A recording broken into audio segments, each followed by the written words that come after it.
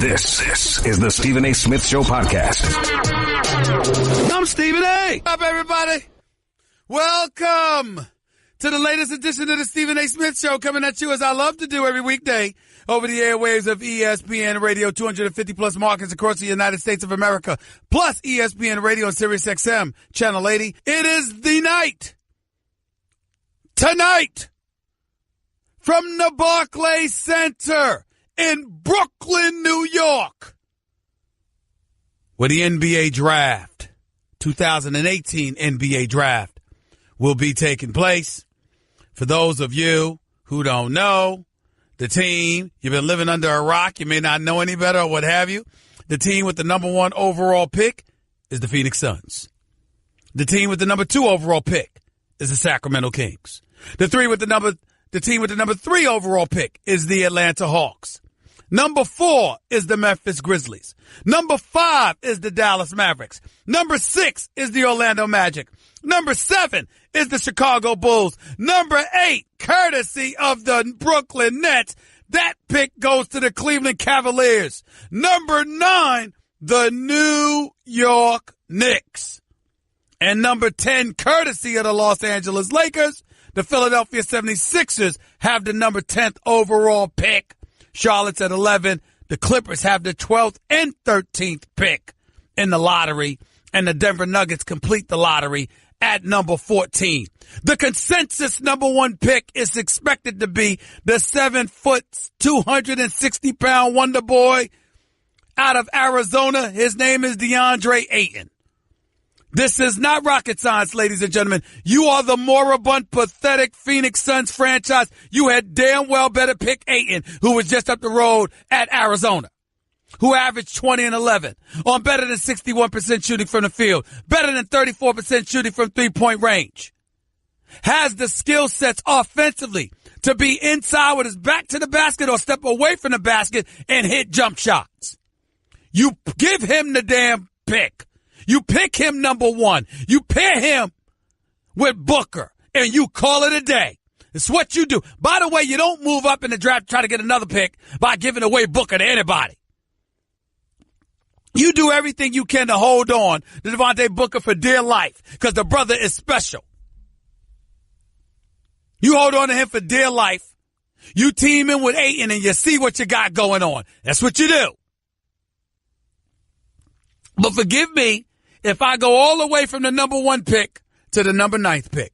Y'all gonna have to forgive me, America, because damn it, I'm a New York Knicks fan. And damn it, that's where my heart is at right now. Now, I like me some Trae Young, who averaged 28 a game in college and will shoot from the parking lot. I'm not going to compare him to Steph Curry, but I'll compare his conscience to Steph Curry. He'll pull up from anywhere. He'll fill the seats. He'll be a box office addition. But whether or not he's going to be that guy remains to be seen. I'm looking at this kid Sexton out of Alabama, who played for former Brooklyn Nets coach Avery Johnson. I love his skill set. I love his fire. I love his competitive fervor. I do not love his jump shot, nor his decision making. I have concerns. Reminds me a little bit of De'Aaron Fox coming out of Kentucky last year, who I liked a lot. And I still like. But I don't know if Sexton's the right man for the New York Knicks at number 9. But I understand it. This kid Knox out of Kentucky, I'm consistently hearing he's the sleeper. He's the guy that you got to take. Being at 6'8", 6'9", moves great without the ball and can shoot the rock, I might have to take him. He might have to be somebody I'm going to take. If I'm the New York Knicks, here's the big story about this, though. And there's just no way to avoid this. There really isn't. So let me just put it out there. New York Knicks can't mess this up. Nobody is under more pressure in this draft to get it right than the New York Knicks. And I'm going to tell you why. Philadelphia, for example. You don't get it right, you still got Embiid and Ben Simmons. Phoenix, you can't get it wrong. Sacramento, who cares about you? You got to show that you're relevant again.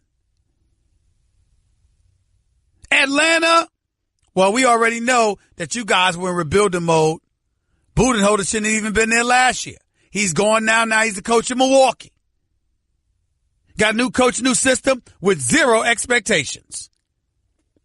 You can go Doncic. You can go Bagley. You can go Mo Bamba. You can go Jaren Jackson. You can go a lot of different directions if you're Atlanta. Same thing if you're Memphis. Everybody knows Fizdale wanted out of there as coach. Probably got fired on purpose. Who the hell wanted to be in Memphis? So Marc Gasol talking smack about him or whatever wasn't going to hurt Fizdale one bit. Now he's in Gotham City, New York. Right here. Coaching the Knicks. There's a guard-oriented league. Caters to perimeter players. Skilled position shooters and what have you. You're the New York Knicks. You got to get somebody that can do that for you or somebody that can facilitate others doing that for you. When I think about Kevin Knox, played 32 minutes a game at Kentucky. Shot 44.5% from the field. 34% from three-point range. Hit more than 77% of his free throws. Averaged 15 and 5. I'm looking at him, who played all 37 games. He's 6'9", 206 pounds. That's what he's listed at, even though he looks a bit heavier than that to me. I got to pay attention to that. I just do. I'm the New York Knicks. I might have to go that route. I just might have to. I really, really just might have to. Because I'm of the mindset, excuse me, I got to pay attention to this guy. This kid got Shai Gilgeous-Alexander, same team as Kevin Knox, Kentucky, averaged 14 points, shot 48.5% from the field, 40% from three-point range. But nobody's projecting him to go that high, so I'm not about to either. And all of this talk about the New York Knicks moving up. Ladies and gentlemen, can we stop that? Can we stop that talk about the New York Knicks moving up? I mean, to move up, you got to have somebody. You don't listen to me. You don't want to believe me. Listen to our very own Adrian Wojnarowski. He'll tell you about it. Take it away, Kat. I was told late last night they have not yet asked Bama's people to get his medical information. And if you were ready to invest, that's a steep price to move up that high into the draft. 9 to 4. You're going to have to give up a lot. You're going to probably give up a future first. You're going to be digging in his medicals right now. They did talk to him yesterday, and that goes on the week of it. I think New York, in my conversations there last night, I think they're very comfortable at 9, and I think, whether it's going to be Knox, Mikal Bridges from Villanova, they feel like they can get the player they want there without having to mortgage something forward. I think it's more likely the Knicks stay where they are. Adrian Wojnarowski was on ESPN's show Get Up this morning with Mike Greenberg and Jalen Rose and the crew. So we understand where he's coming from with that. We understand that he's talking about the New York Knicks are very comfortable. They damn well better be comfortable. I can't trust the Knicks to move up. Move up and get who? With my luck, they'll move up to target because they targeted a specific player and then the player ain't available. I can't trust that. Not even a little bit. So this is where we are. 888-SAY-ESPN. It's 888-729-3776. Nick's talking about moving up. Moving up for what? By the way, what do you have to give up to move up? Porzingis is hurt. Who the hell else do you have? Who do you have if you're the New York Knicks to move up? Can we stop this nonsense? Not moving up. Why? And if you did, how should we feel about it? We can't trust it. Can't trust anything about the New York Knicks right now. Just can't do it. You committed to $95 million in salaries. Porzingis is hurt until at least January. Joakim Noah, look, gotta get rid of that contract. Oh, $37 million over the next 2 years, $37.7 million to be exact. Over the next $37.8 million, I'm sorry. Over the next 2 years. Tim Hardaway is owed $36 million with a player option the third year. You still got Courtney Lee on the books for $25 million. You still got Lance Thomas on the books for $15 million. I mean, you're just looking at this stuff. It's like, my goodness, what do you have to offer? Even Kyle O'Quinn said he's exercising his option to become a free agent. He don't even want to be with you.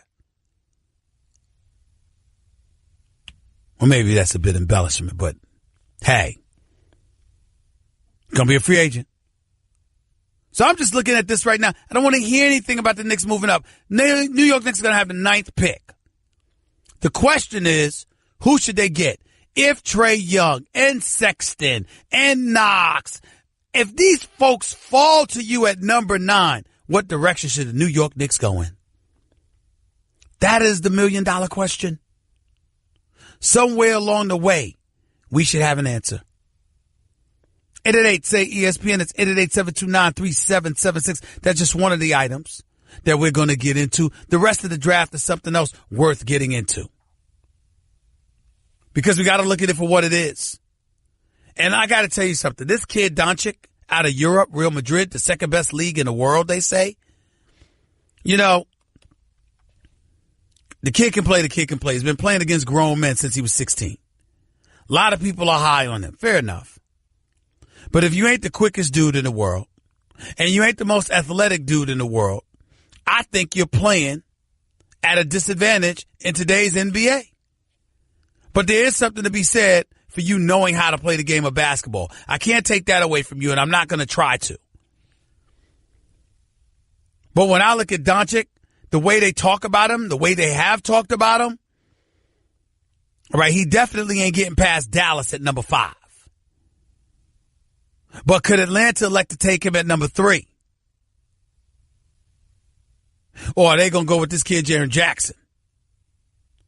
It's a question mark. But it's something that needs to be said. It's something that needs to be asked about.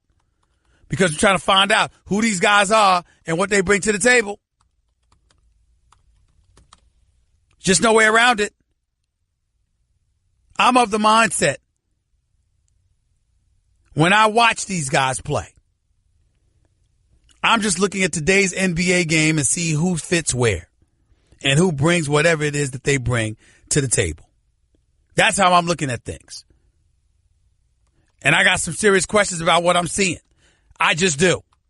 Because right now, the only surefire bets appear to be DeAndre Ayton and Doncic. And by the way, when folks talk about Doncic, I had a couple of owners tell me there's several players that they put before what they're seeing in DeAndre Ayton. They've questioned his basketball know-how, his basketball IQ. I understand that. That's a reasonable question mark considering the fact that the guy hasn't been playing basketball that long. He really hasn't. And because he hasn't, what are we supposed to do with that?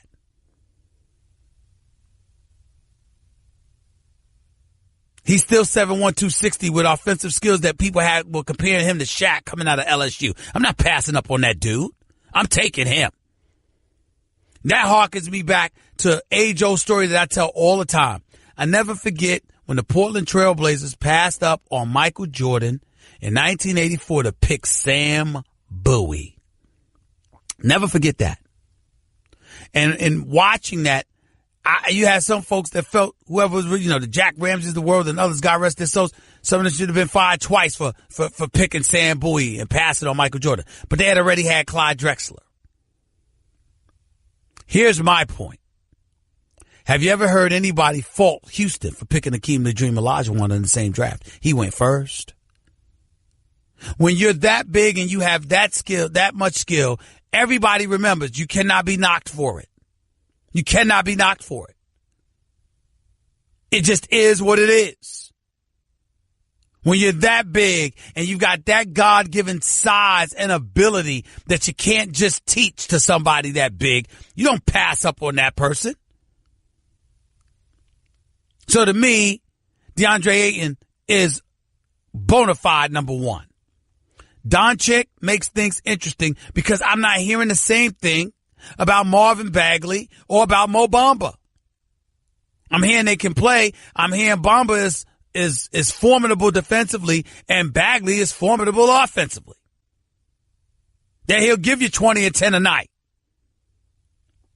But if they don't have that it factor, that superstar quality, then do I have to go with Doncic if I'm Sacramento at number 2?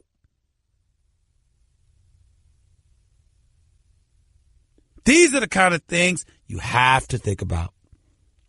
And Golden State is the reason why. Not just because you're trying to beat them. It's because they showed you how to do it in this day and age.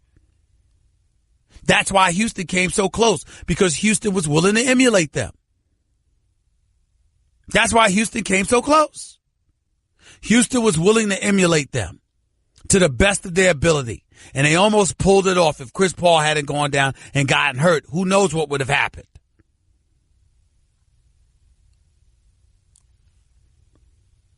But the reality is they didn't pull it off. And so now you go back to the drawing board and you think about what other components you need. One of the people that might be hurt by this, potentially anyway, is Clint Capella of the Houston Rockets. Remember, he's planning on going to Phoenix to get that max offer. Well, they're about to draft DeAndre Ayton and they still have Tyson Chandler. How much do they need to give you a max offer? How much do the Phoenix Suns need to do that? I would say they don't, which means that Houston is his most viable option, where he should stay anyway. But Houston would obviously be looking for a hometown discount. All of these are things we have to think about, and then some. We all got to pay attention to this. It matters. 888-SAY-ESPN. It's 888-729-3776. Another item I wanted to get into before we went to break was Adam Silver. And I'm paraphrasing here, but he was talking about the Golden State Warriors and how they should be applauded for what they do, et cetera, et cetera. But you don't want a whole bunch of Kevin Durant situations materializing, where superstars are joining superstars instead of staying in respective markets and competing against those superstars. Again, I don't have the quote from Adam Silver in front of me, but I will get it. But I'm just telling you what he basically said. Actually, we do have the sound. Let's listen to NBA Commissioner Adam Silver talk about Kevin Durant, the Golden State Warriors, and how great they truly, truly are. I get it in terms of Kevin Durant going there. It was a bit of an aberration in our system. We had a spike in our cap. It enabled them to have additional cap room.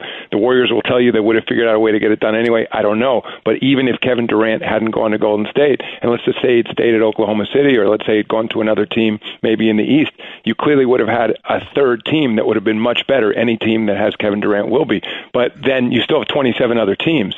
And so, you got to give Golden State their due. And I've said repeatedly, let's also celebrate excellence. Celebrate excellence. He's applauding the Golden State Warriors. Ladies and gentlemen, we all should.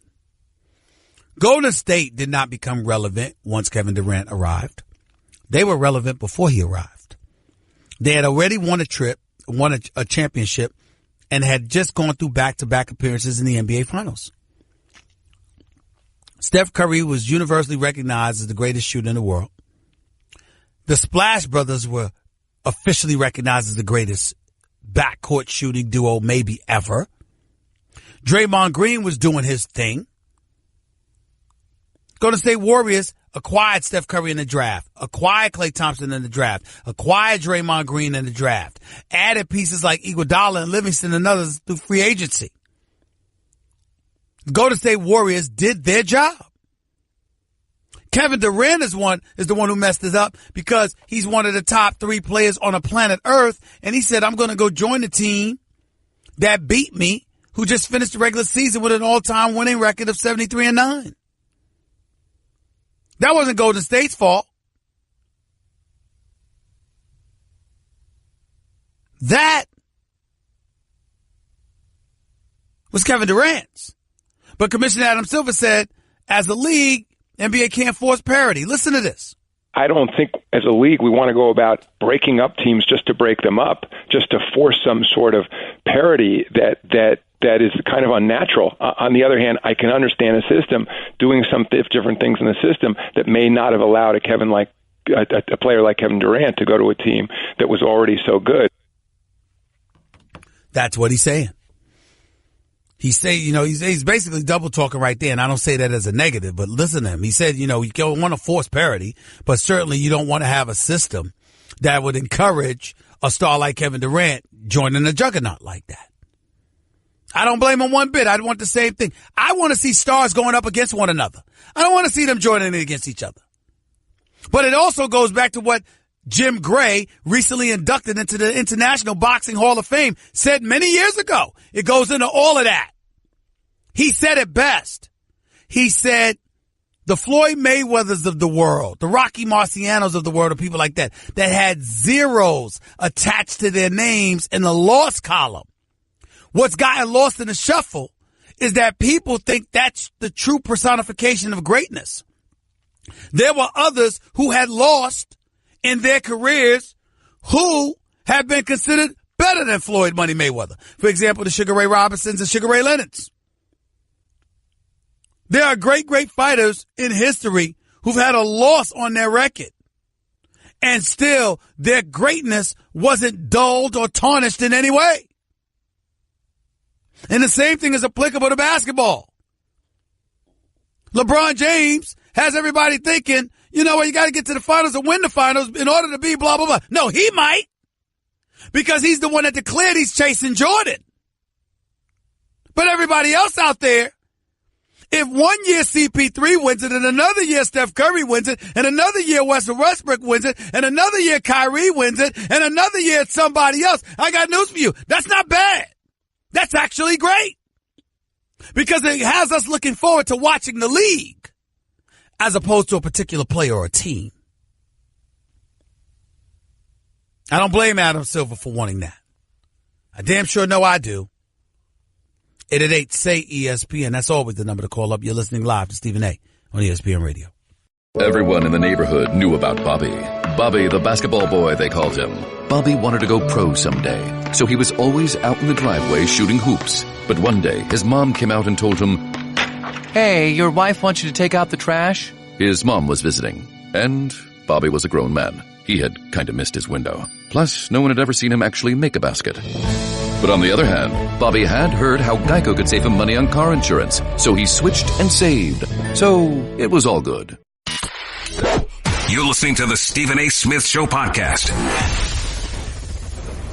Welcome back to the Stephen A. Smith Show, right here on ESPN Radio, hour number 2. Looking forward to having Seth Greenberg, our college basketball analyst extraordinaire, usually on College Game Day, basketball side with Jay Williams, Jay Billis, Reese Davis. He's doing the NBA draft for ESPN Radio tonight. We're looking forward to talking to him. Definitely looking forward to doing that.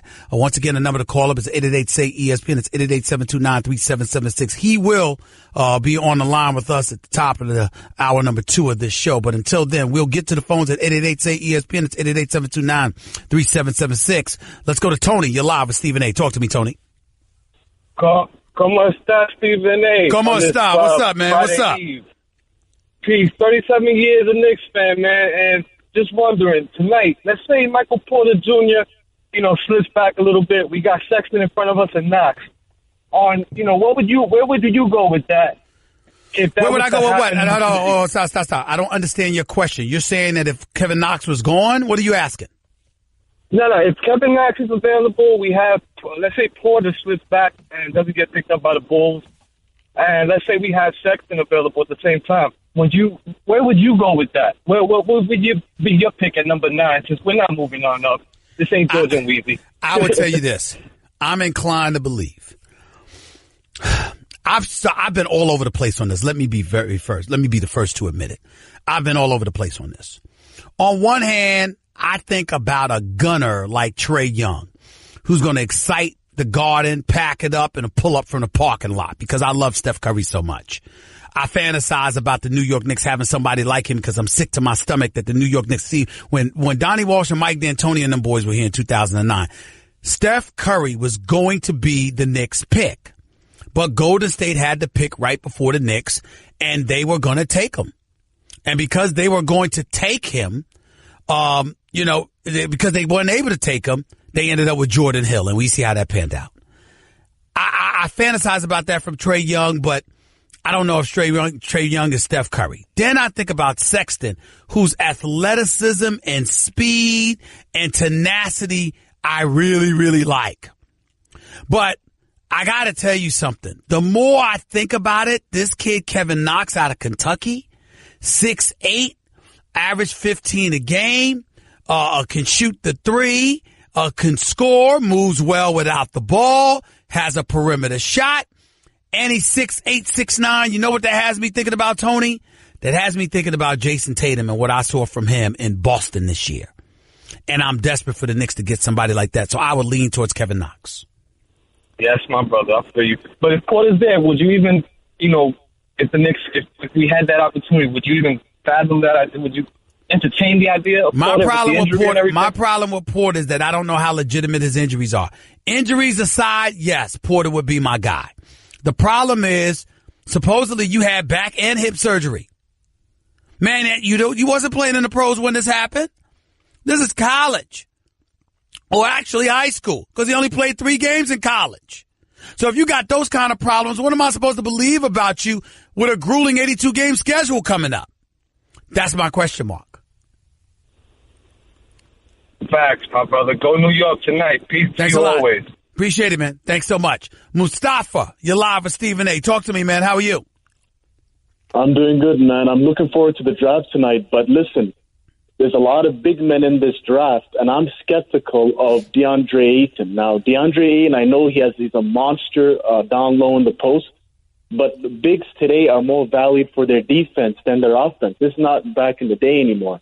It's a guard-oriented league, and his defense is a question mark. He doesn't have someone with his size, his explosiveness, and his athletic ability. Okay. He's got to be able to protect the rim a lot better than what he does. You look at Anthony Davis. Whoa. I agree with you about his defense, but look, man, you can't teach what he brings offensively. They're comparing him to Shaq and what Shaq looked like coming out of college. The dude is 7'1". He's 260. He can play with his back to the bats. He's got good footwork. He can make his own shot down low. He could finish at the basket. Plus, he could step away, and he's hit 34% of his three-pointers. And he's got a nice stroke where people believe 15 and in, the stroke is even better. I can't ignore that. I can't ignore that, Mustafa. I understand that, brother, but it's just big men who have just some bad history with drafting. I mean, Greg Oden comes to mind, some really potential dominant big men. But that's injury related. DeAndre Ayton, injury have nothing to do with it. It's injury related. That's the issue with the big men. That's not the case with him. That's number one. Number two, here's the thing that I think no one has picked up on. The fact that we talk about how the game has evolved, Mustafa, and how so many people focus now on perimeter play. Well, guess what? Your defensive prowess ain't as important as it used to be. Because most guys are away from the basket pulling up for threes. Houston launched more than 40 a game. Right. So I think that's something we got to consider. But I got to run, Mustafa. I appreciate the call, man. Thank you so much. Let's go to Bombo. You're live with Stephen A. Talk to me. Going on, Stephen A. Just to kind of piggyback on what you're just saying about the defensive prowess. But wouldn't you think that would be more important with you having to switch on the outside and him being a guard, a guy that have to guard maybe a small forward on the perimeter? Maybe not a small forward, but I think a power forward. I think a legitimate center like DeAndre Ayton would guard 4 and 5s. I think that's what would happen. That's number one. Number two, the question is how many 4 and 5s can step away from the basket? All right, well, the questions I have for you. Number one, I was thinking with Memphis trying to shop out this number 4 pick, if you're Boston or Memphis, would you entertain possibly trading a Jaylen Brown for that number 4 pick and possibly getting a big like maybe Mo Bamba to kind of help your depth on the back end? Me personally, if I'm the Boston Celtics, I'm the one team in the league that ain't touching nothing.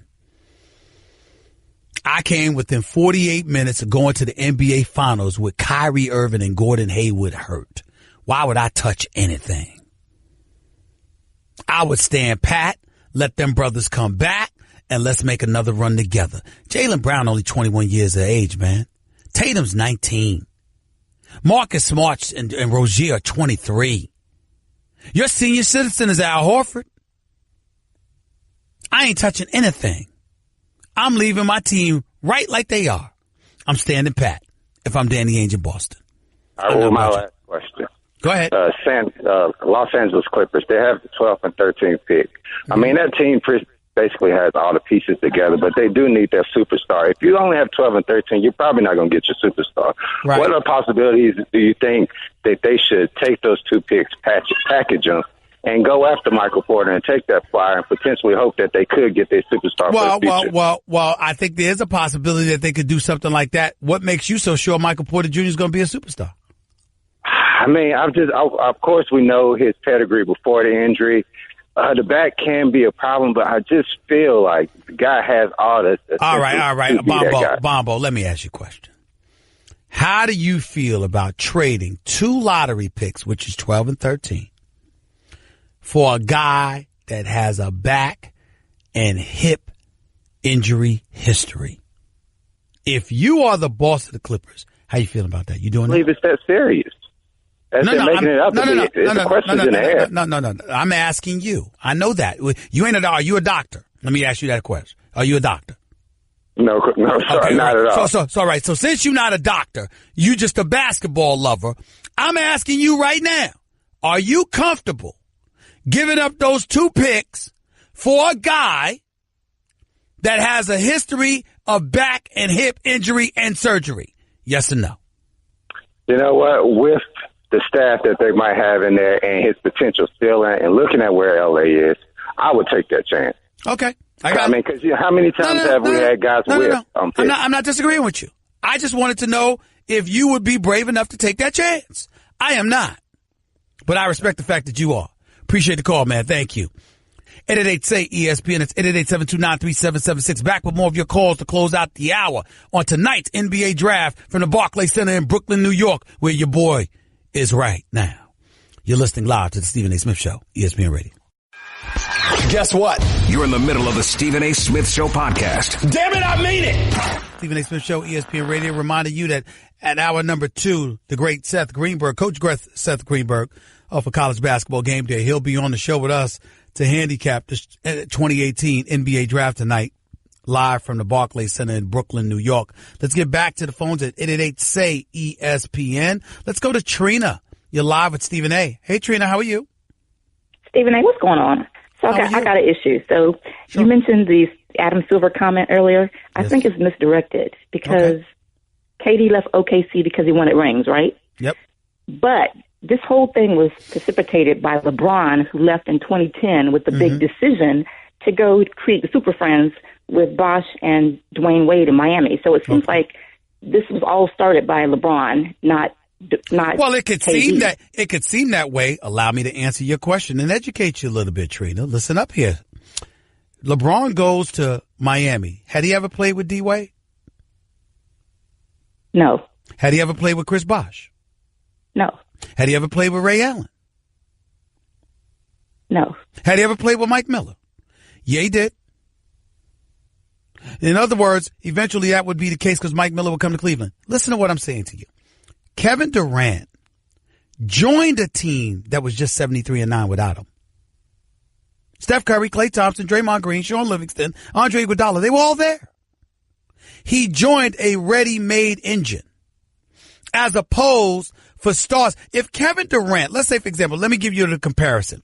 Rather than going to Golden State, right, Trina? Let's say Kevin Durant had decided, well, you know what? Kobe's retiring. So I'm going to go to L.A. And, oh, by the way, let me make sure I get John Wall in Washington or Chris Paul with the Clippers or somebody else, and they could come and join us, and we could all go to L.A. Isn't that different than just join and go to state? Well, I think LeBron started this whole thing personally because I'm a proponent of. I agree with you, Stephen A. All right, hold on. Then you got to say that first. You can't just ignore answering my question and then go into, well, LeBron started it first. You got to agree with it because it's factual. That's what happened. Go ahead. I do think that. I mean, I'm with the old school players, so I do agree that. Back in the day, competitors wanted to play against competitors, the Kobe's of the world. Now they want to unite to chase rings. Right. So I think that started with LeBron. He left Cleveland to go chase rings. Okay, that's fair. That's fair. I'm just telling you that even though, theoretically speaking, you're absolutely right, from a literal perspective, there's a huge difference between unfamiliar parts joining one another, coming together and joining one another, than parts that are incredibly familiar and incredibly successful, adding one of the top 3 players on the planet Earth to their squad. It's 2 different stratospheres. That's all I'm saying. It's 2 different stratospheres. You know what is it? You know what it's almost the equivalent of, Trina? Well, I'm Aaron Rodgers. I'll join New England. That's what it's almost the equivalent of. I'm Aaron Rodgers. I'll join New England. Or I'm Aaron Rodgers and I'll join Pittsburgh. Something like that. That's all I'm saying. But I appreciate the call. Thank you, Trina. Appreciate the call. 888-SAY-ESPN. That's 888-729-3776. We'll continue talking to NBA draft. Our very own Seth Greenberg is coming up next. Plus, I'll get into a little NFL talk as well, because Malcolm Jenkins had something to say about these national anthem protests, about President Trump, about some of these NFL players and the positions that they're taking. All that and more. Hour number 2 with Stephen A. Up next. That's just a sample of what you'll hear on the Stephen A. Smith Show. Weekdays at 1 p.m. Eastern on ESPN Radio and the ESPN app. This is the Stephen A. Smith Show podcast. I'm Stephen A. Back to the Stephen A. Smith Show right here. Welcome to hour number 2, shall I say, of the Stephen A. Smith Show right here on ESPN Radio. Always an honor and privilege to have my next guest, my buddy, one of the premier voices on college basketball, former coach at Virginia Tech, my man, the one and only Coach Seth Greenberg, is right here with yours truly. What's going on, Coach? How you doing, man? Stephen A., life is wonderful in beautiful Avon, Connecticut. It's a beautiful day out here today. We got the draft. I'm doing the draft on ESPN Radio tonight. Life is good. Can't complain. Let me add that I called you because I need an education, so I'm usually debating with you. I'm usually going back and forth to you. I am at the mercy of you on this particular afternoon, Coach, because I don't know what the hell to make of this draft. How good is this draft? It's good in front court players. It's got pretty good depth. It's not what it's hyped up to be. I think it was overly hyped. And like, hold on, Coach. Where specifically do you think is hyped? Break that down for me. Well, I'm going to give you right now, all right? Dante DiVincenzo and Kevin Huerter went to the Combine with an idea that they weren't even going to stay in the draft. Both are going to end up in the 20s. They earn their reputation, yes, by their play during the season, but they also earn their reputation by playing against other second-round draft choices at the Combine. Jerome Robinson, who no one even knows about, from Boston College, who I think could be the next Donovan Mitchell, all right? Most average fans don't even know who the dude is. He's going to go between 14 and 20. He might end up going into the bottom of the lottery. We've got four 18-year-olds in the draft, Stephen A. Four 18-year-olds. I mean, these guys should be walking across getting their high school diploma. They're going to walk across and shake the commissioner's hands with their families. So, look, the front court is no doubt. Look, you got Bagley, you got Mo Bamba, you got Wendell Carter, you got Ayton, you got Doncic. But there's a lot of ifs in this draft. And Mikal Bridges is a very good player from Villanova. Love him to death. Mm-hmm. He can knock down a three. He comes from a winning culture. He's a good defensive playmaker. Not as good on the ball. Right. He's going to go 9th. So, 10th. So it's a good draft. There are some steals in the second round, like Bruce Brown and some other guys, but I don't think it's what everyone has made it up to be. You know what I mean? Coach Greenberg, let me ask you this question. DeAndre Ayton, number 1 overall, is that surefire? Is that the absolute choice the Phoenix Suns should make in this draft? Yeah, it is. And I'll tell you why. And talking to Sean Miller during the season, DeAndre Ayton has never been coached before he went to Arizona.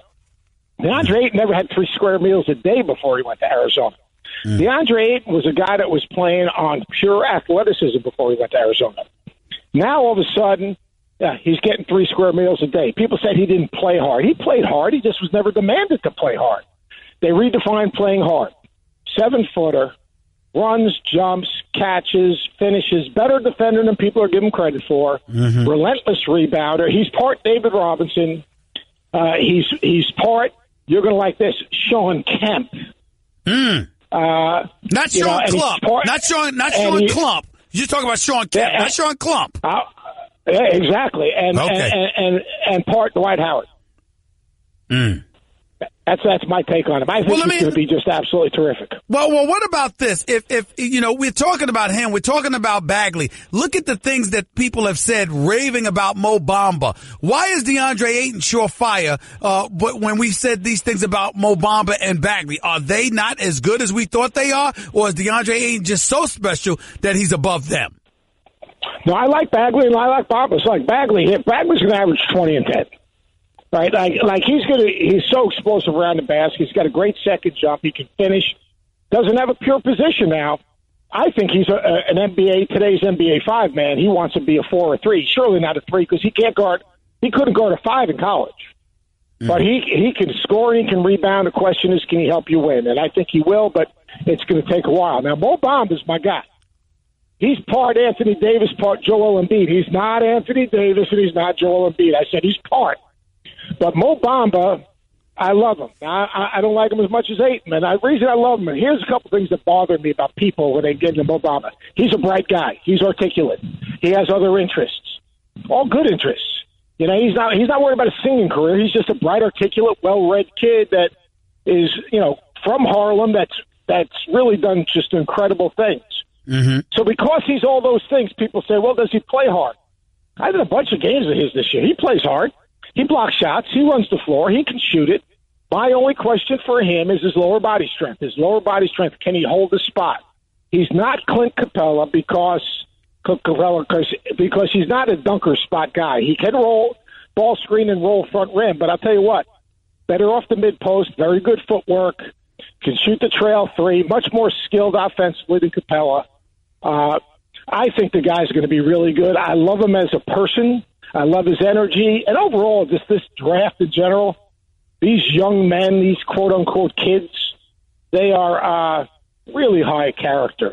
Jaren Jackson, high character. Unbelievable. Like, Jaren Jackson might have as much potential as anyone in the draft that is 18. He will not be 19. He'll be playing NBA games before he's 19.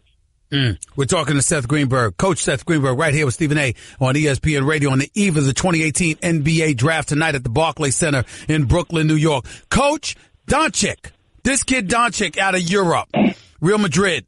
Everybody's been raving about him. Why, and is he worth all the noise that has been made? Well, he's 19. He's been playing with pros since he's 16.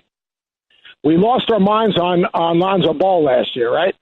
Well, let me tell you something. He's so much better than Lonzo Ball, it's ridiculous. He's the same vision and passer. He can make a shot. Now, Ball's a terrific rebounder, probably more advanced defensively. He's playing in the second-best league in the world. He's played against grown men since he's 16. He's really and won. He won with his national team. He won with Real Madrid. Well, then Coach, then Washington Phoenix take him number 1 overall, particularly when their new coach comes from Europe. Can't pass on Ayton. Okay. Can't pass. Okay. And the stuff about, the Europeans, can he create separation? He's not a point guard. See, the people that want to make him a point guard, he's not a point guard. He's a point wing who can be a playmaker, which is great. That's a great position to be in. I just think the guy's really good. I want more tape to watch on him. I like his physicality. He's got to get an NBA condition, but the more tape I watch on him, the more excited I get about him. Coach Seth Greenberg right here with Stephen A. on ESPN Radio. So you're going to label Doncic the best non-big man. And by big man, I'm talking about the centers, the Ayton, Bagley, Mo Bamba. The best non-big man available in the draft. You're going with Doncic. Is that correct? Yeah, well ahead of Young and well ahead of Sexton and those guys. Now, I do think my other sleeper is not a sleeper, but a guy who I think is going to be a great pro is Kevin Knox.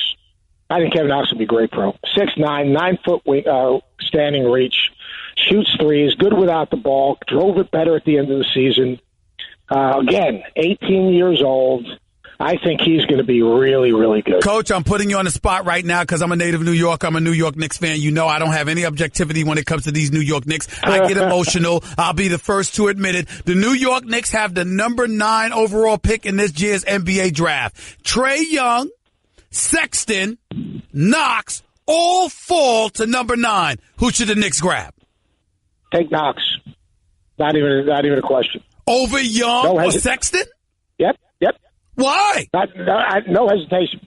Because Young can't guard me, and he led the country in turnovers. He played for Lon Kruger, who's a terrific coach, great communicator, and obviously didn't totally buy into the team. Sexton I like, and I'm talking to Avery. Avery loves him, but not a very good decision maker, just barely a 1-to-1 assist-to-turnover ratio. He will be able to guard the explosive elite guards in the NBA, but his decision-making, the shot-making, you got to make shots in the NBA now. And Kevin Knox can roll in, and eventually Kevin Knox will score 20 points a game. Who does Kevin Knox remind you of? You know how you sound, Coach? He sounds, the way you're describing Kevin Knox, I only saw him a few times this year, and I do like his game. But the way you're talking about Kevin Knox, you almost talk about him the same way you spoke about Jason Tatum. Coming out of Duke? You remember I like Tatum. Of course I do. Of course I do. A. I listen to you, Coach. You know that. You know I listen to you. Coach, I remember last year we were talking about this. You were talking about Jason Tatum the same way. He's not as good off the bounce as Tatum was, but yes, very much so. As a scorer, yes. Without a doubt.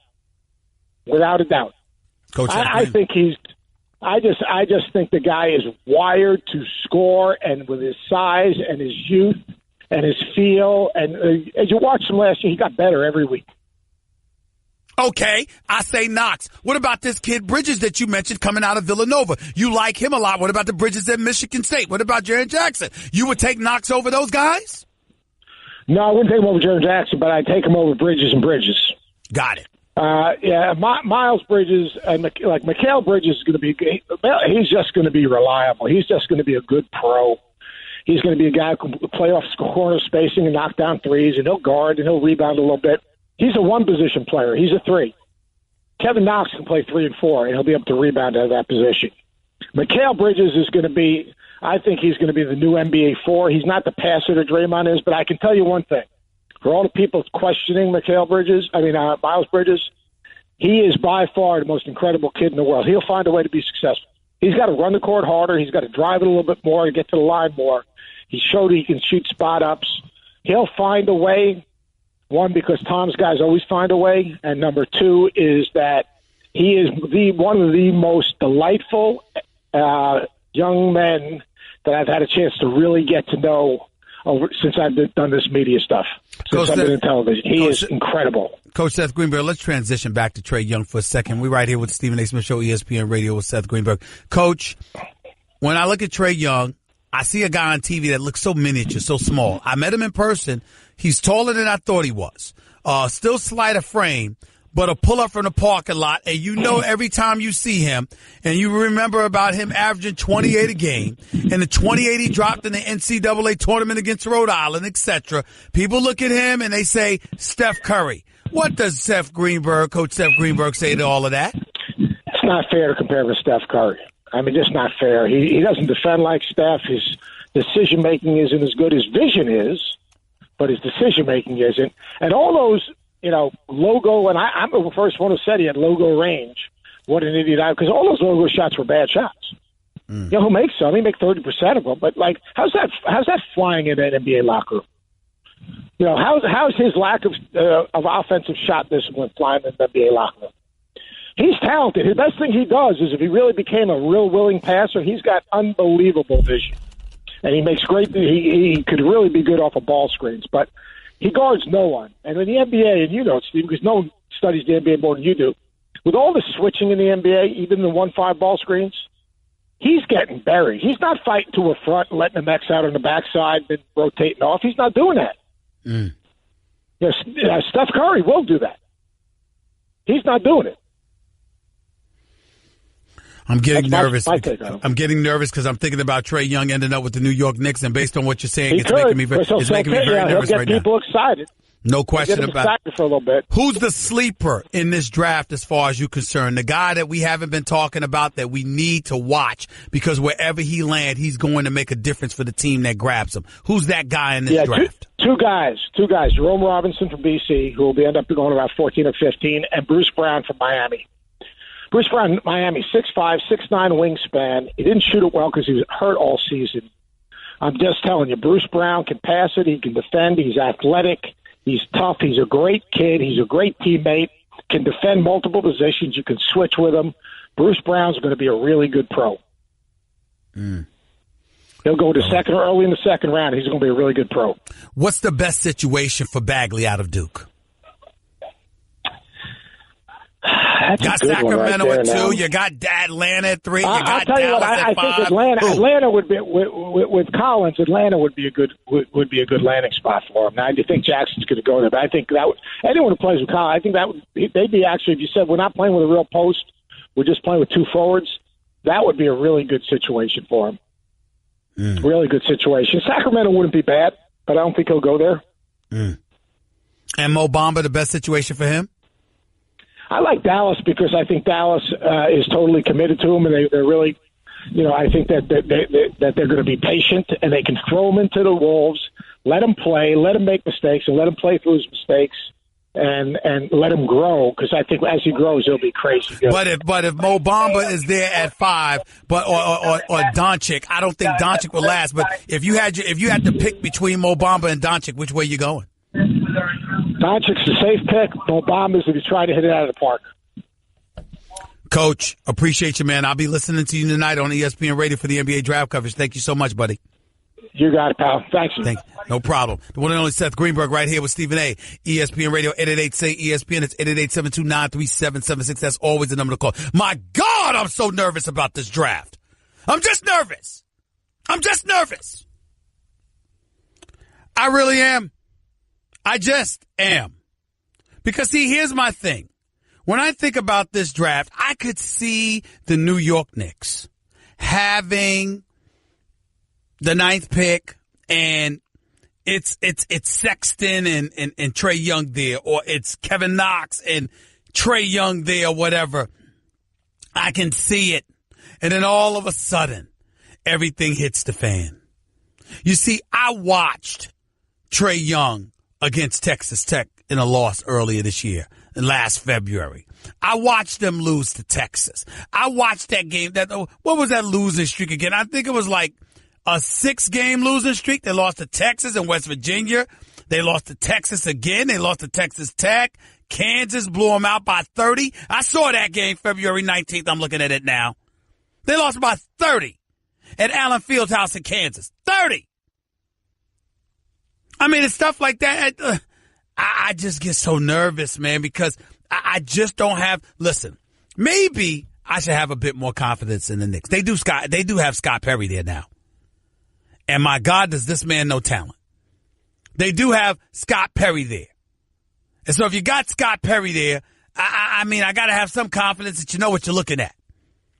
I got to have some confidence that you know where you're looking at. And if you're that guy, then I got to pay attention to you, and I got to give you props where props is due. I really do. I got to look at you, and I got to say to myself, okay, what does this guy bring to the table? And I just look at him right now, and I say, let's see. Let me look at this guy. Native of Detroit, okay? This guy was working in the NBA for many years under Joe Dumars. We know this. In his time in Orlando, remember, he was on their staff when Orlando drafted Oladipo. We see how he's panned out. Can't knock that. So I'm just looking at it and I'm just saying, hey, I just don't know. We shall see. I'm just nervous. The Knicks make me so damn nervous. I just can't trust them. I just worry so much about them making the wrong pick. Trae Young can shoot, but makes poor decisions at times. And listen, he can pass the ball, but how willing will he be able to do so? Will he be willing to do so, rather? Sexton, athletic, feisty, competitive, has speed, questionable shot. Kevin Knox, I know he's 6'8", 6'9", and can shoot and move without the basketball. I don't know what he could do, but everybody's saying he could be a sleeper. Both Jay Billis and Seth Greenberg said he could be the sleeper. And this guy Holiday out of UCLA. Oh. I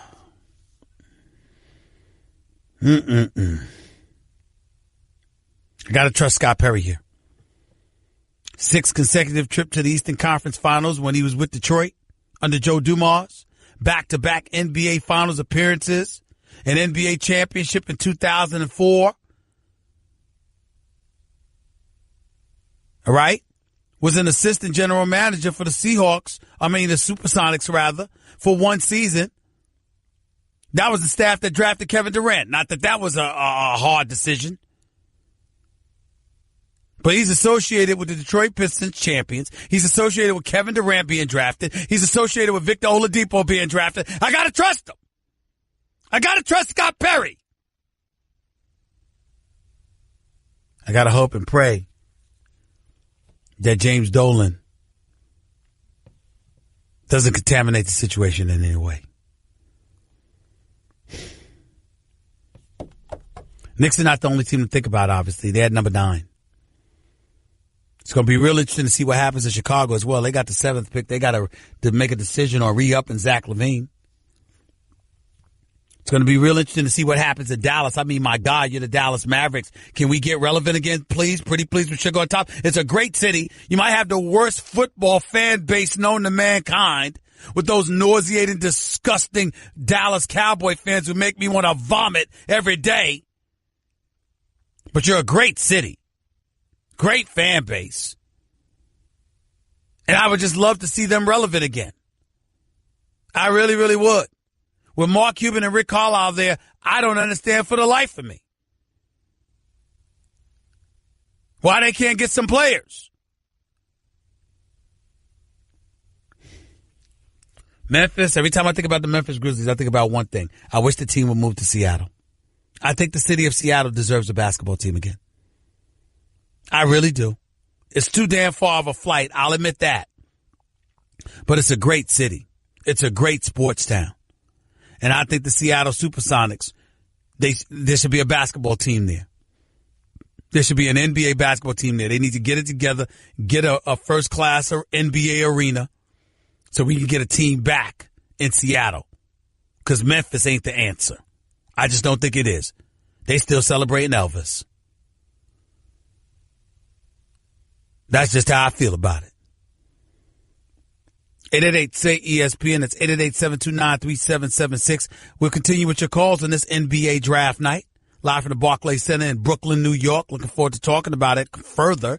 Also going to get into a little NFL action because Malcolm Jenkins made some news today, had some conversations this morning. And I'll tell you what he was talking about. The Philadelphia Eagles Super Bowl safety was talking about. All that and more coming up next. Don't touch that dial. You're listening live to Stephen A. on ESPN Radio.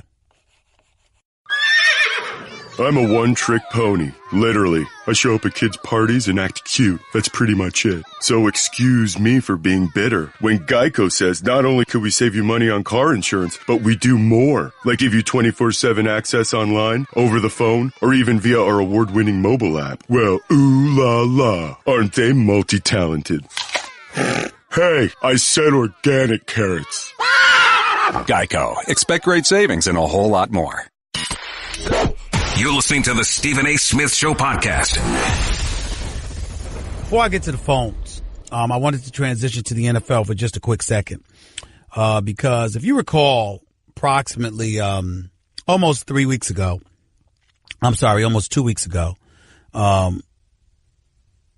President Donald Trump asked NFL players for pardon recommendations. President Trump, long reportedly at odds with NFL players over protests during the national anthem, expressed the desire to written, according to one article. It said one of the main reasons some NFL players have been protesting is the topic of criminal justice reform, a topic that's obviously very, very important to Eagle safety Malcolm Jenkins, amongst many others. It said early in the week of January 8th, when Jenkins used posters to illustrate his point that people hadn't been listening, several of his statistics were based on the idea of the criminal justice reform. Trump acknowledged this one reason for protest Friday morning. a few weeks ago, a couple of weeks ago, that is. He said, quote, I'm going to ask all of these people to recommend to me because that's what they're protesting. People they think were unfairly treated by the justice system. And I understand that. I'm going to ask them to recommend to me people that were unfairly treated, friends of theirs or people that they know about. And I'm going to take a look at those applications. And if I find, or my committee finds that they are truly or unfairly treated, then we will pardon them or at least let them out of prison. Well, Malcolm Jenkins was on the show Get Up this morning on ESPN. And here's what Malcolm Jenkins, for the Philadelphia Eagles had to say about that. Listen up. And the problem with just submitting a few names to get pardoned is that it doesn't actually address the issues and why people have been punished and incarcerated for really long amounts of time for really small offenses. And so when we talk about how many people are stuck in our federal prison system that have been there for years due to the war on drugs and these nonviolent offenses that are costing us money, costing us talent, destroying families and communities. We wanted to make sure if we did present a list, it would have thousands of names on it. Right. So we wanted to address that and respond to that and draw attention to the fact that not only do we need to let these people out for being there so long, but we actually need to change the system so that when we let some people out, we don't just replace them with new bodies. Good points on his part. And contemporary of his, former Giants kicker Lawrence Tynes. He had the most profound point of it all. Upon learning of Trump's request, Lawrence Tynes went on Twitter and said on his Twitter page, I think it's at it4kicks, it, the number 4 kicks, Kicks. He had tweeted that day Trump said that, Mark R. Tynes, inmate, hashtag 05559-017, serving 27 years, currently in year 16 for selling weed. Lawrence Tynes' brother is serving a 324-month sentence for a weed-related violation. You heard what Malcolm Jenkins said. I completely agree with him. Trump's suggestion does not resolve the issue, does not resolve the problem. Nonviolent offenders being sentenced to that much time in jail is a problem. And clearly the criminal justice system needs to address it. 888-SAY-ESPN. It's 888-729-3776. Back to the phones we go. My boy Champ, I knew he would be calling in today. What's going on, big time? How are you? I'm great. Talk to me. What's on your mind? Am I allowed to suggest a name that the president should pardon? Sure. I mean, I think the former mayor of Detroit should be pardoned. He received 28 years for a federal crime, and I think some questions that they should take a review on it. That's just my opinion. I don't know too much of the case hands-on, but I think 28 years for a nonviolent crime is just too much. And you're just talking about the principle of the amount of years when a crime is nonviolent. Well, it's everything is case by case, but I think this is a special situation. It made national news, and sometimes when it makes the news, you can. You're talking about Kwame. You're talking about former mayor of Detroit, Kwame Kilpatrick, right? Kwame Malik Kilpatrick, 100%. I believe he should be pardoned. All right, that's just me. All right. I don't know. I got to look into that a little bit more, but it was definitely nonviolent, and I hear where you're coming from. But go ahead, Champ. What were you calling about? I was calling about the NBA draft. You know, every year, it's fun for all these teams who haven't made the playoffs. It's their championship for the lottery. But I really wanted to ask you this. With the one and done and straight out of high school since Kevin Garnett, I mean, how many guys have really impacted the NBA in the first year and led their teams to the playoffs? What, Carmelo Anthony or Mario Stoudemire, I could think offhand. And the reason why I'm saying this is the number one pick is not the prize of all prize. And I think for everybody saying that DeAndre Ayton is the consensus number one pick, and he should be, I think Phoenix should take a look at moving the pick and moving down. And I like Trae Young. I like Trae Young in Phoenix with the addition of Devin Booker and Josh Jackson. It reminds you of a pre-Golden State run. You know, Josh played the Draymond Green role. You got Booker and Young as the new Splash Brothers, and you can build off that. a lot of times when we look at the dominant player of a Shaquille O'Neal, meaning DeAndre Ayton, you know, you may get that, but you may not. I think you're making a huge gamble when we're making him the number one pick. I suggest you move down because I'm going to ask you this, Steve. How many number one picks have won multiple championships with their franchise over the last 30 years? What, Elijah Wan, Tim Duncan, and Magic Johnson, if I'm not mistaken. And that's about it. What you think about that? Well, I think, when was Isaiah Thomas picked? I think Isaiah was, I don't have it offhand, I think he was like 2. Yeah, okay. He wasn't number one. He wasn't the number one pick. Because I would tell you, you're probably right about that, but in the same breath, it's not to me just about championship. Sometimes it's about contention. And when I look at the draft, I look at how questionable the other pieces are. When I think about a guy like DeAndre Ayton, here's what I'm thinking about. You're 7'1", 260. You got skills on the offensive side of the ball, inside or out. You can't teach 7'1". And on top of it all, there's no definitive bona fide kind of stud in the draft like the LeBron James of the world and others. There's not that figure. When you combine that with the fact that it's the Phoenix Suns, where he played right down the road at the University of Arizona, you're a moribund franchise if ever there was one. All you got is Devin Booker and nothing else. And the reality is that, you know what, you've been losing for the last years and you haven't been relevant since D'Antoni and Steve Nash were there. I don't think you have a choice in terms of taking a chance. I think you've got to go with the safest bet, and I think DeAndre Ayton is that. I get that from a business perspective. But when you say LeBron James, his first 2 years he didn't make the playoffs. So he wasn't a can't miss talent. But I want to hear you with this. I think the best player in the right situation, because when I evaluate player success, I always say the best player when he have everything built around him to his strength. I think this kid, Mo Bamba, is the third coming of Kevin Garnett and Anthony Davis. He gets in the right situation. This guy can win 4 to 5 Defensive Player of the Year awards. He is special, and he had and like I said last year with Josh Jackson, Alonzo. So you're saying that you like Mo Bamba better than DeAndre Ayton? Here's why. It's a special player because I like the big man who can defend the pick and roll. You can always find you a point guard. It's not that many special 2 guards and a prolific small forward.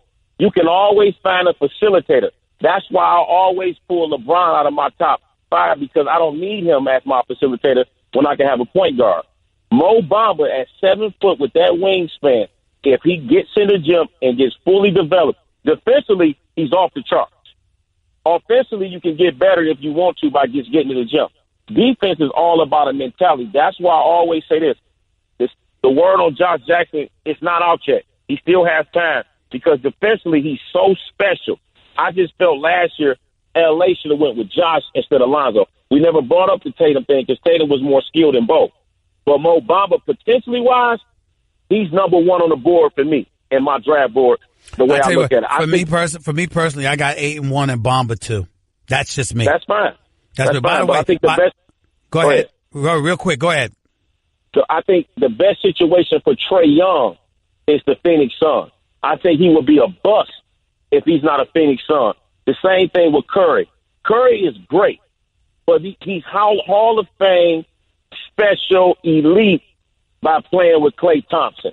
Klay Thompson, we wouldn't even be talking about Steph Curry. Got you. By the way, in 1981, Isaiah Thomas was the number 2 overall pick. You're right. Mark Aguirre was number 1. Out of DePaul, went to Dallas before he ultimately ended up as Zeke's teammate. Appreciate you, champ. Thanks a lot for the call, man. Thanks so much. Guess what? You're in the middle of the Stephen A. Smith Show podcast. Damn it, I mean it! 888-SAY-ESPN. It's 888-729-3776. Back to the phones we go. Chris in L.A., you're live with Stephen A. Go ahead, buddy. Hey, Stephen A. Good talking to you here. Real quick, I just want to say I think I disagree with your buddy Champ on your last call when he says that there was no Klay Thompson. We wouldn't be talking about Steph Curry. So I just wanted to throw it out that I disagree with him as far as that. But real quick, 2 quick questions for you, Stephen A. Regarding Kawhi Leonard, what do my Lakers have to do to get him? Because I refuse to give up both Kuzma and Brandon Ingram. That's number 1. And number 2, do you think Daryl Morey of the Houston Rockets should take a chance at trading for Kawhi Leonard, knowing he's not going to resign? He wants to be in Los Angeles. Do you think they should take a chance on him, knowing that Chris Paul's not getting any younger? They don't know what they're going to, if the same Chris Paul's going to even come back, and take that 1 year since they were so close to beating Golden State this previous year? I don't think they should do anything, because you'd have to give up assets that have already worked for you. Remember, the only team you lost to was the best team in the world. So the bottom line is, I think Houston should stand pat. In terms of the Los Angeles Lakers, you know what you do to get Kawhi Leonard? Wait. Kawhi Leonard has made it very clear he wants to be a Laker, and he doesn't care about the money. So the $219 million max extension, he don't care about that. Kawhi Leonard is going to ball, and then he's going to become a free agent, and then he's going to want to go to L.A. unless they move him somewhere else and let him be somebody else's problem. That's what's going to happen. Appreciate the call, Chris. Thanks a lot. John in Jersey, you're live with Stephen A. What's up? Hey, Stephen A. How you doing, my friend? I'm all right. Talk to me. Calm me down, Stephen A. I'm very, very nervous about this Knick draft at 9 tonight, just like you are. I don't want to choke on my popcorn and spit up my beer watching this tonight. Mm-hmm. I've heard Mikal Bridges, Stephen A. I don't want to go that route, because to me that's an easy, lazy pick. The best thing I've heard about him is that he's going to be solid. Yep. I don't need solid. I need special, and I want to go for Kevin Knox. He's explosive. He's younger than Bridges is. He's got a bigger upside. He can rock the rim. He can shoot from the perimeter. He can move well without the basketball. He's got special written all over him. And when you're the New York Knicks, you got to hit this big tonight. You cannot swing and miss, Stephen A. I got to go big. I also heard Alan Hahn mention there's a possibility we acquire a second first-round draft pick. I'd like to see that happen tonight. Maybe a package of Courtney Lee and that high second-round draft pick you got in the Carmelo Anthony trade, and you get another piece there. We need a pair of building blocks in this draft that we can move forward in a positive direction and feel good about with David Fizdale's program, Stephen A. We really do. Well, listen, you can say all you want, but at the end of the day, it comes down to players. And with Porzingis expected to not be healthy before January, I think the pick is so important because it needs to inspire Porzingis to want to come back. Once he comes back, he needs to play inspired basketball as well, because the combination of the two is going to make the 2019 free agency class attractive, or the Knicks attractive to them. And I think that's the important thing that you're trying to peel out from all of this. But thanks a lot. Looking forward to talking to you tomorrow based on what we see tonight. Rob, you're live with Stephen A. Go ahead. Just to piggyback on what the both of you just said, I just don't want to see what happened last year happen this year again. There was way too much talent still left in the draft, and we settled. I don't want to see the Knicks settle this year. I want to see them come out with something good. You say the Knicks settled. I say Phil Jackson was asleep at the wheel. Too. The good thing about this draft is that we don't have to worry that Phil Jackson has his hand in this draft. That's right. That's right. I definitely think that the New York Knicks as an organization is in much better hands now than they were last year with Phil Jackson. Absolutely. Dave, you're live with Stephen A. on ESPN Radio. Real quick, Dave, go ahead. Hey, man, let me give you a little more insight in what you've been getting on this draft, man. I really watched this college basketball. All right, you only got 40 seconds, though, but go ahead. But listen, man, DeAndre Ayton, he's a David Robinson all day, man. So the next year, you're probably going to complain about him not being more physical. He is no Shaquille O'Neal. He's David Robinson. And, man, as far as your Knicks, though, like I like what Champ said. That dude on point, man. He gave you the real spill. But as far as your Knicks, man, like you said about the Lakers, they're going to get Kawhi Leonard. Just wait. You just wait. Y'all going to get Kyrie The Knicks are going to get Kawhi Leonard? No. Y'all going to get Kyrie Irving, and y'all going to get Karl Anthony Towns. And y'all going to get Karl Anthony Towns. All right, we'll see. All they need to do is pick the right draft pick to complement them. All right, Dave, I got to go. Take it easy. We're going to get Kyrie Irving. I heard you speaking. From your lips to God's ears. Talk to y'all in 22 hours. Good luck with the draft tonight. Peace and love. That's just a sample of what you'll hear on the Stephen A. Smith Show. Weekdays at 1 p.m. Eastern on ESPN Radio and the ESPN app.